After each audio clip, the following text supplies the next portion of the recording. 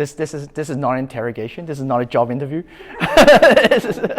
I think you should take a seat as well. You should grab a chair and take a seat, and join me on camera. In fact, it'll make the whole thing less scary. Something I find really kind of funny, right? Like I have all the chairs in the room. You give me one with no cushion, right? Like we can make it as uncomfortable as possible. Yeah, we're gonna make this as torturous as possible because he made us all come in, and okay, that's our way of getting even.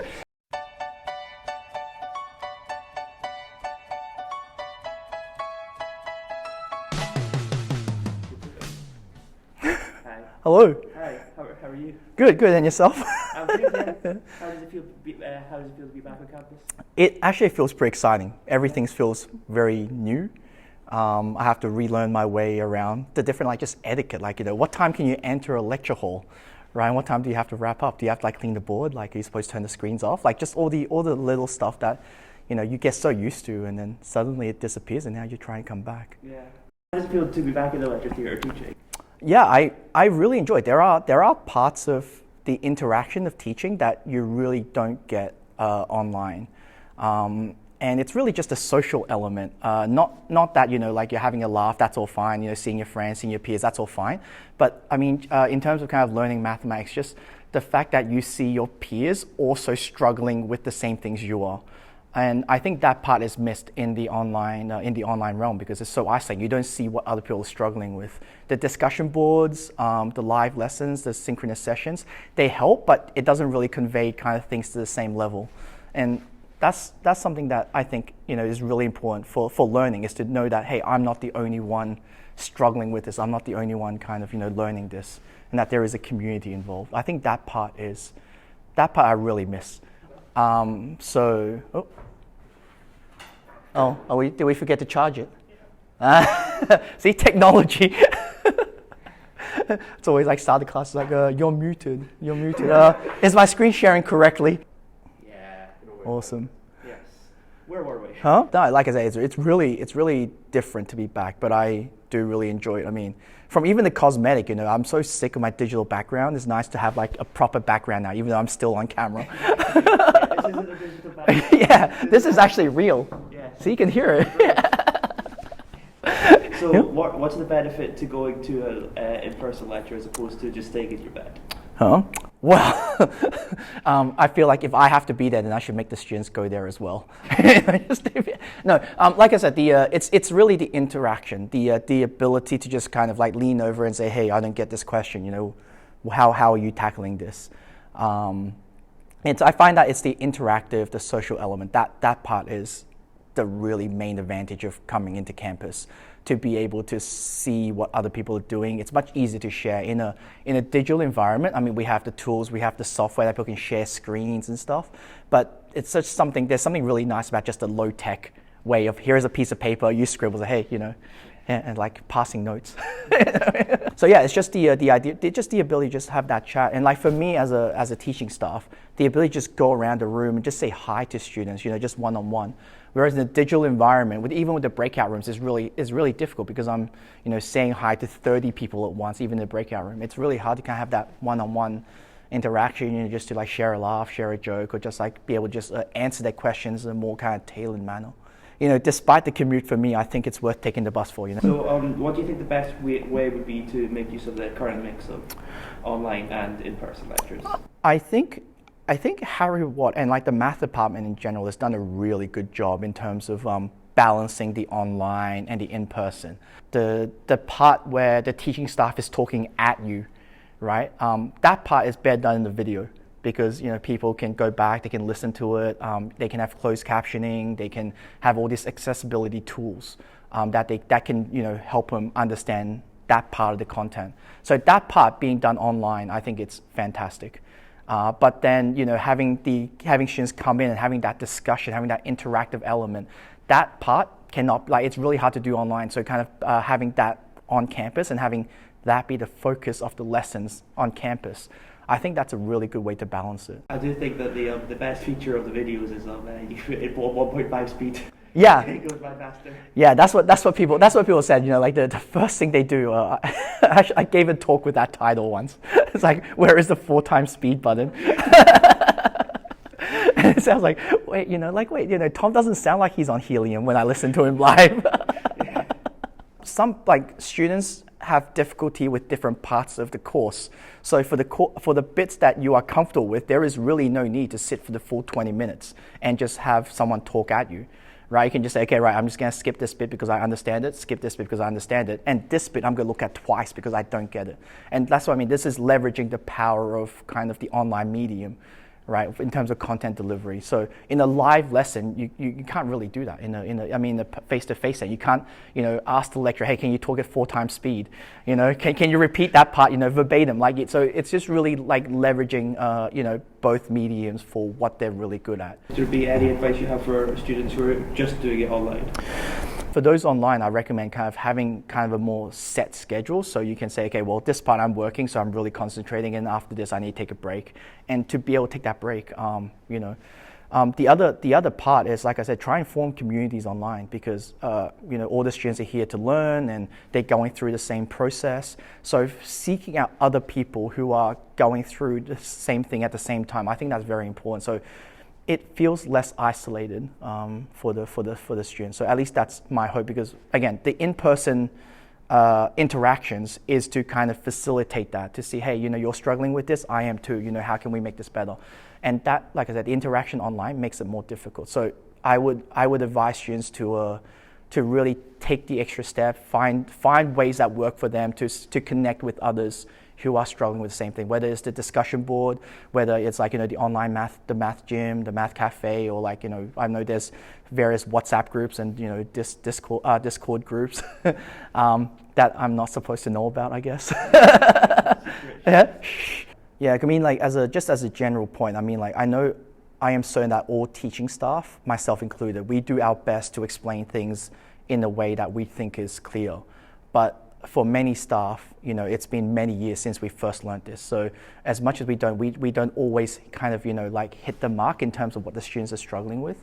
The people who understand best what you are struggling with are the peers around you, right? So this is kind of, the best way to kind of get help, Like I said, I do my best to explain it, but sometimes I don't always hit the mark. Right, so getting students to explain things to each other, to even just rephrasing the question or iterating on the question so that the teaching staff can respond better. That is already very helpful from my perspective. What is your advice for students to get back into the flow of real lectures? In particular for the Year 2 students who are only used to online. Talk to the teaching staff because for those who have the on-campus experience, they know what it's like to say, hey, at the end of class, just go up to the lecturer and say, hi, I don't get this, or I have a question, or attend things like office hours or tutorial too. Just coming up and saying hi. All the teaching staff in Max are very friendly, and they are very willing to say hi and get to know the students. And I guess your personal tutors too. If you happen to be on campus, just knock on the door, see if they're in, and say hi. So and so. So I've tried to do that with the students, to really go around and say hi and get them familiar with this interaction. But people warm up at different levels. So for the students, when they're ready, I would say go up and say hi to your lecturer. It doesn't have to be much. Yeah. The thing with academia, right, is that everyone has been, has to walk the same path. Everyone has been terrified undergrad, to a terrified master's, to a terrified PhD, to a terrified postdoc, and now to an academic. So everyone has to walk that path. And so when undergrads, when they say hi, we as teaching staff are okay, I was in your shoes once, and so there's that level of empathy that I think as a teaching staff, when I look at the students, the biggest difference between me and a student is that I've made a lot more mistakes, right? And that's now so for me, I'm not particularly, I don't have all this wisdom, I don't have all this knowledge. What I have is, okay, here's a mistake I made, here's what I did to correct it. And so when students come in, when they walk along that same path, that's what I'm trying to do. I'm like, hey, this is a mistake I made. This is something to look out for when you're going through this path. Not just second years, but for those who are kind of going through this undergrad, even masters, even PhD, it's really just think of yourself as a collaborator. If you have a good idea, even if you have an idea that you're not sure about, talk to someone, right? It can be refined, it can be iterated, and you can really make something of it. Which teaching changes do you think will stay, and which do you think will definitely go after having it online? I don't know which ones will definitely go, but I think some things that will stay is really the content delivery, the videos. I think that part will stay. Maybe not in its current form, but a lot of teaching staff have gone through the effort to produce good teaching videos. So even if we move back to a full on-campus experience, those videos will still have a place, even as like supplementary, as a supplementary learning tool. Parts of the online environment, I think, will stay, depending on the teaching staff. Some people may like the discussion board, the idea of the asynchronous learning, a place that you can just throw questions to when you encounter it and not have to wait a week until your next tutorial. I think those parts might stay. I mean, I certainly would like them to stay, because I think students, when they have questions, they really, like, it's just because it's so fresh, that's when you really want to get that question out there and not have to write it down and in a week's time say, really? Like, I can't read my own scribbles. Oh, sorry, that's just me, I think. That's just for me. But yeah, so I think that part, I would like that part to stay, and the videos to stay, but parts that will go, yeah, I think a lot of teaching staff would like kind of the online synchronous part to kind of be converted back to the on. I see some nods. I see some nods. Yeah, I think that part, because I think the point of that part is to kind of somehow mimic a real life lesson, right? But so when we come back on campus, there's no need to have the mimic anymore, right? We can just go with the better thing. So I think most people will be keen to have that converted back to the face-to-face, but as with predictions of the future, right, there's a big disclaimer, right? There's always, so I think it really comes down to the teaching staff. The really good thing about this transition is that I think a lot of teaching staff are forced to think about alternative ways of teaching, right? Because a lot of people have just say, I've been doing this for N years and it seemed to work, so there's really no reason to change. But now with the pandemic, now it's like, all right, now I really have to change. I really have to adapt. So if nothing else, I think the thing that will stay is that most teaching staff will have kind of their idea of teaching, what it means to teach, the ways they can teach. I think that will be broadened for almost all teaching staff. And so hopefully when things change back, they can not think about, okay, now that I've changed it again, what can I do? What can I iterate on? How can I make things better? And that mentality, I hope, will stay. And not just, all right, we're back to normal. I'm just going to go back to, just normal lecturing. Because everything is online, it's really easy bringing external resources, right? Whereas in the classroom, it's like, no one's going to write on the board www.youtube. Or right? There's like a minute where they're like, hang on, let me go open YouTube. Yeah. Yeah, I guess it does. It feels kind of more immersive, right? Because everything is online. Like you mentioned too, if it's in a face-to-face class, then the lecturer has to switch screens, click on YouTube, and it breaks that immersion a little bit too. Yeah. Yeah. So that is true, I know. Yeah, so and the units too. That I think that was a big part of the planning here, is to that we want to make sure, at least our side, we really might make sure to let the students know, like, to signpost things very clearly, and like that is something I really hope stays, even if if we come back to face-to-face, just to have that online unit. So this lecture we would be expected to cover, blah. Some people might find that a little bit more restrictive in terms of their lecturing, because I do understand when you go up to the higher levels of lecturing, right? Sometimes things take longer, not as long as what you'd expect, so it's hard to kind of go down to a lecture to lecture. But even the weekly plan, I think that is something I would love. I think I would really like to stay. Would like to see stay. Yeah. It's probably not another one of the reasons why the synchronous part might not many people are keen to have it stay, because if the lecturer fails, or like if the technology fails, and that's it, right? Like, GG, the lesson over, right? Don't laugh, it has happened to me. And I'm like panicking, trying to get things back online. Yeah. Do you have any worst experiences or best experiences of online learning? Any anecdotes? Yeah, I did mention this earlier. The worst experience is probably just having technological failures. And it has happened. But the kind of the redeeming thing about that is that I found out that students are very accommodating and students are very robust. So I think everyone is understanding that sometimes technology fails, and so you hear all these horror stories of the internet of what could happen, right? All the bad things. So, but having experienced that, like I was panicking, and the students were all very they were quite accommodating, and they have been very reassuring. So that part is, even though it was a bad thing, it actually turned out to be kind of say, okay, well, students deserve a lot of credit. They have taken a lot of responsibility for that learning. So every time I teach, I develop more appreciation to how robust students are. A lot of teaching staff is like, oh no, we can't do this. The students won't be able to handle it and whatnot. But my experience is that like students deserve a lot more credit than we give them for. They can adapt, and they're willing to adapt, and they thrive, in almost all situations. So that part, even though it was kind of a negative thing, I did get a lot of positives from it.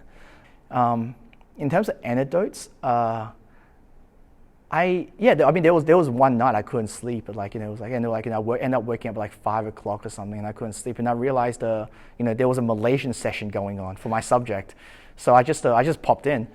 I just got on my computer and just signed in, and Kai Lin, who is my colleague, my counterpart in Malaysia, he was asking students for, okay, give me a number and we'll create a matrix, and needless to say, I contributed. Like negative square root pi or something, just one of your ordinary numbers, right?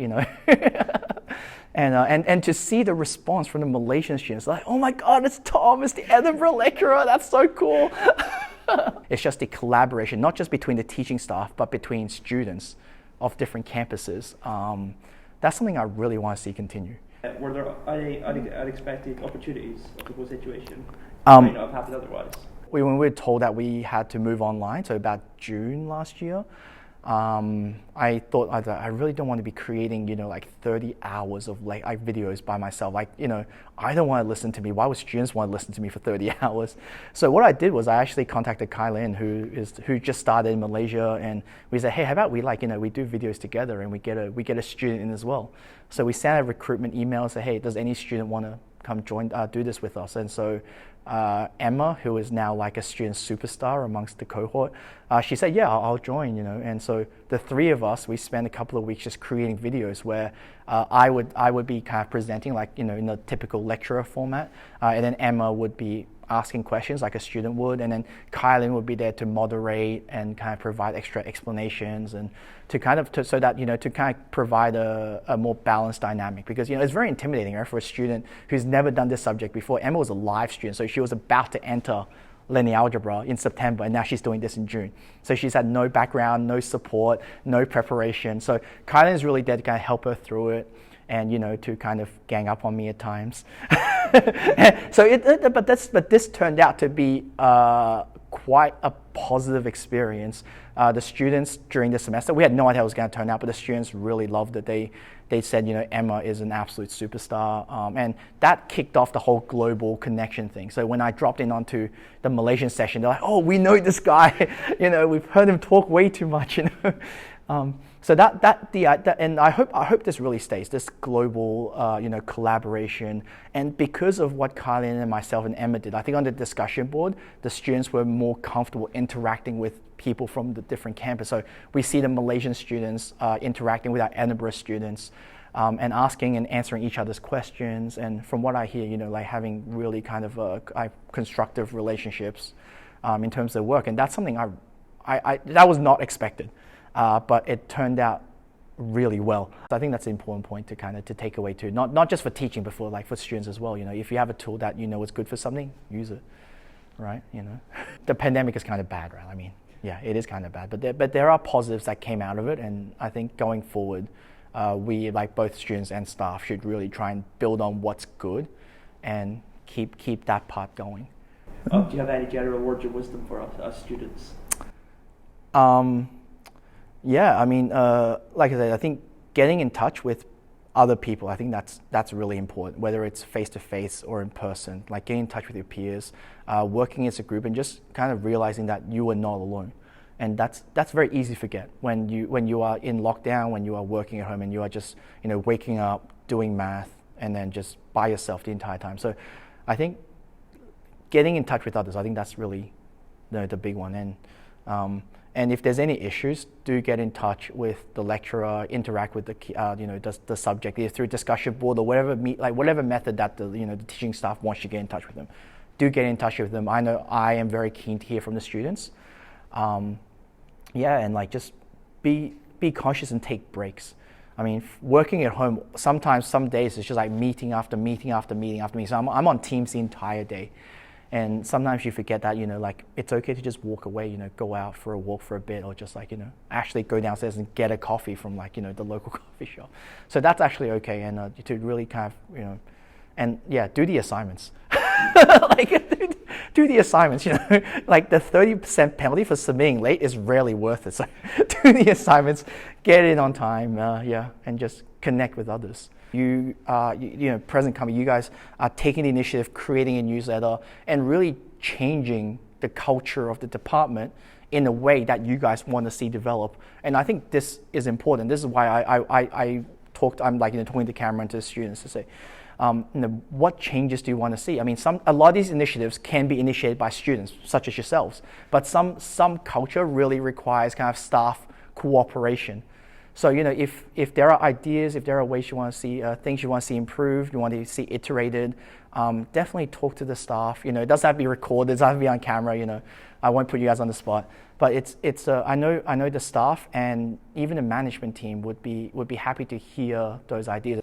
If you want, just get in touch with the teaching staff, people that you think are approachable, people who I think will be receptive to ideas, and tell us how you want, because ultimately, right, we're doing this, but you, the students, are the one who are experiencing this, so tell us what you want. So I really want to pitch this point, it's just really just get in touch, like say hi, even if it's just say hi, You don't have to have any groundbreaking ideas, just say hi, the staff is really happy to hear from you. So remember, like and subscribe, hit the bell. Huh? I thought that was a gift. Yeah, do an interview, get an iPhone. Go to the Math Cafe.